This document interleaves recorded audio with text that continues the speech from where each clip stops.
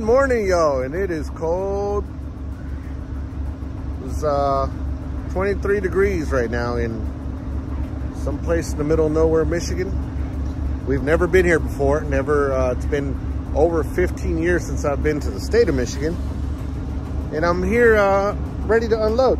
I got here last night, and I'm supposed to unload at 7 a.m. It is currently 7:15, and I haven't moved. All hot chocolate's still sitting right there. Now, this is the first one for me. I don't know if you guys have been through this before at any point in time of your driving career, but for me, this is the first.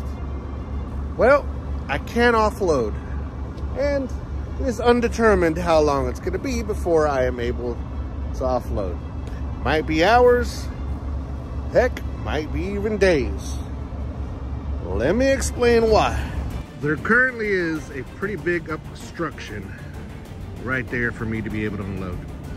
Oh heck, we'll wait till daylight so you guys can really see what's going on. All right, now that it's daylight. So what happened last night was that locomotive kind of kept pushing those tanks forward. Supposedly kind of lost, I don't know, like it was kind of a weird story, but it kind of ran into that tanker there and just kept pushing it forward until the locomotive derailed. The problem with the situation is that I unload on the other side of those rail cars right there. So, needless to say, it's gonna be a while. I just spoke to one of the guys that work out here on the rail, and they said it's going to be a while. Going to be a while. No undetermined time at the moment. So,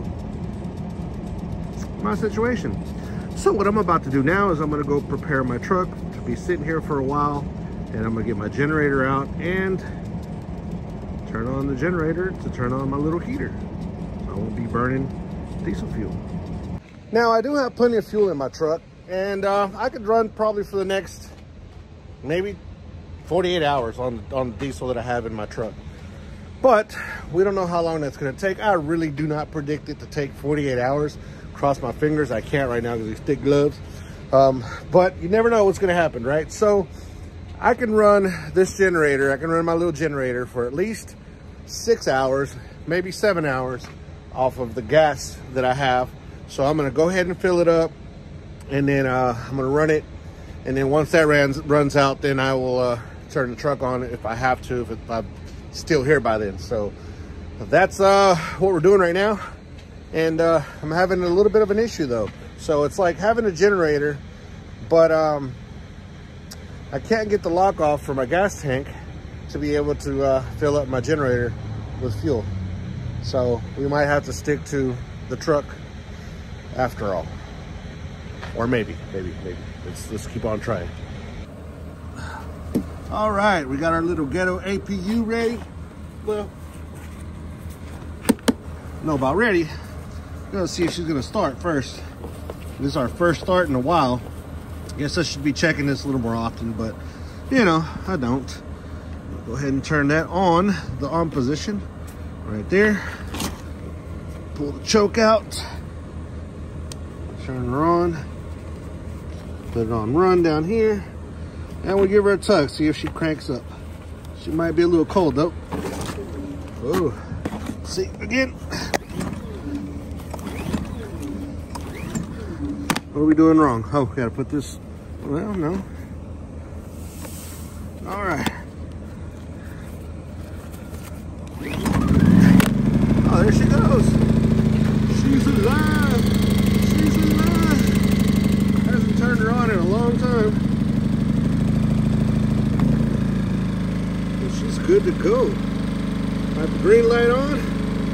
Now we're gonna go ahead and run the wire to the inside. Actually, I already have it run to the inside. I'll set this over here. Make sure it stays away from the cab.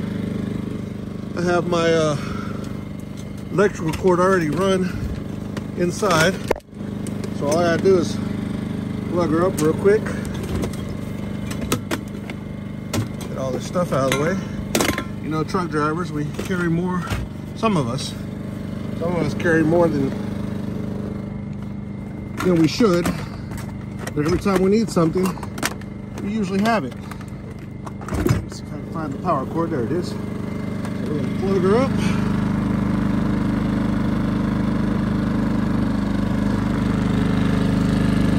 Got her nicely plugged up, and we'll be closing this to keep the cold out. Let's see if we can get it in a position where we can close it good. There we go. And now we just go inside and turn on our little heater. I'll show you what heater I have. It works pretty well with this thing. And in the trucking industry, we always have to be prepared for all kinds of stuff. Now, I don't want to turn this video into a, I don't know if this sound is picking. Let me turn that a little bit. I don't want to turn this into a video into just telling you guys what to do and what not to do, but we're kind of going there in a little bit. It's kind of beyond me how some drivers out here don't even have a screwdriver in their truck. And their saying is, well, I'm not a mechanic, I am a truck driver. Well, sometimes to get yourself out of certain pinches, you have to have certain things in your truck. And it can get you out of situations that could be way worse. Little things that you can fix on your own that can get you off the road, get you to a safe place, and can keep you from freezing to death out in the middle of nowhere because your truck's broke down or because you can't move your truck. And there's things that you can actually do with just a simple set of tools. You can go to Costco, Walmart, anywhere and buy you a set of tools that's got sockets, wrenches, screwdrivers. It's not very expensive and it could save your life. I overkill everything. I have probably 2 or 3 of everything in my truck as far as like wrenches or stuff that's going to fit on my truck. And I have a bunch of 10 millimeters for those of you 10 millimeter guys that lose them all. I do too. That's why I have a bunch of them. But anyways, so I kind of like over prepare sometimes. I've got a bunch of extra clothes. I'm a bit of a hoarder, I guess you can kind of think about it that if you think about it that way. I am a bit of a hoarder in that sense that I always have a bunch of stuff in my truck. And I've been told by my cousin, he used to tell me all the time, hey man, you always got so much junk in your truck. I said, yeah, because I'm going to need it one day. And maybe it's just an old school mentality of how us truck drivers used to think and used to be, that we used to just always have a bunch of stuff in our trucks just in case, that whole just in case situation. But now with a lot of the newer drivers, they just don't really care to try to fix anything or to make their life a little easier sometimes. They go to that whole mentality is that I'm just a truck driver. Well, it's really not even a thing. You can't just be just a truck driver. You have to be able to know how to solve problems and how to have different routes to do things, to take care of things. Now, I have a really good friend of mine. I'm not going to say his name. Y'all have seen him before. I'm not going to say how recent.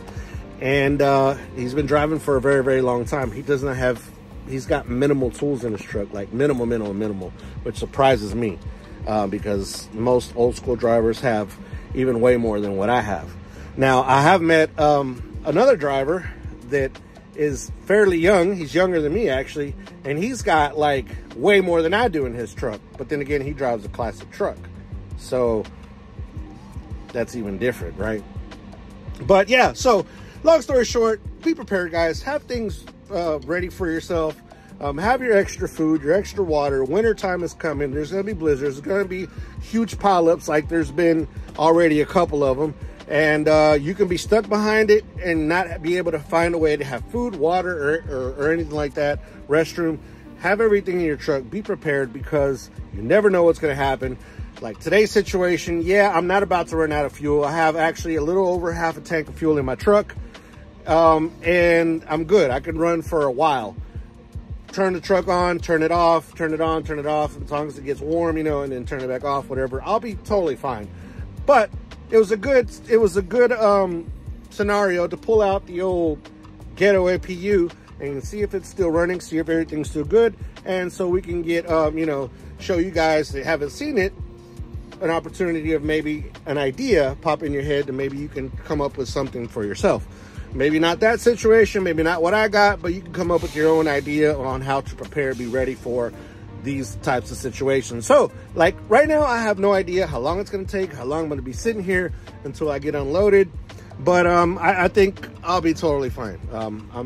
I'm good. I know I'm going to be fine. So just prepare, guys. Prepare for whatever needs to be done and move forward. And that's basically the moral to the story. And hopefully we can get offloaded soon.